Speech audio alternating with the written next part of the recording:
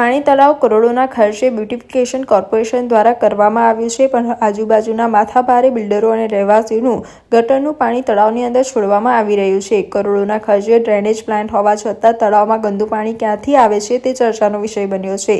સવારમાં તળાવમાં બનેલા વોકિંગ ટ્રક પર વોક કરતા સિનિયર સિટીઝન પરેશાન, દુર્ગંધ મારતા ગંદા પાણી વચ્ચેથી વોક કરતા સિનિયર સિટીઝનો જ પરેશાન થઈ રહ્યા છે। અમે હંમેશા વિકાસની વાતો કરીએ છીએ, મોદી સાહેબના વિચારો દ્વારા ચાલે છે, પરંતુ અધિકારો ભ્રષ્ટ હોય ને ત્યારે અમારે આંગળી ઉઠાવવી પડે છે। જ્યારે અમે છાણી તળાવમાં આવ્યા છે ત્યાં બહુ ગંદકી મારે છે। સવારમાં અમે એક્સરસાઇઝ કરીએ તો એવો ગેસ ઉત્પન્ન થાય છે જેની માટે એ હાનિ પહોંચી શકે છે, આરોગ્ય માટે છેડા થઈ શકે છે। અહીં આગળ માણસ શા માટે આવે છે?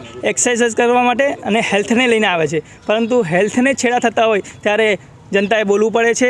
વિકાસની વાતો થાય છે, વિકાસ થવો જોઈએ હંમેશા, પરંતુ જે અધિકારીઓ ભ્રષ્ટ છે એમને પણ ખ્યાલ આવવો જોઈએ કે વહેલી તકે આ નિરાકરણ લાવે।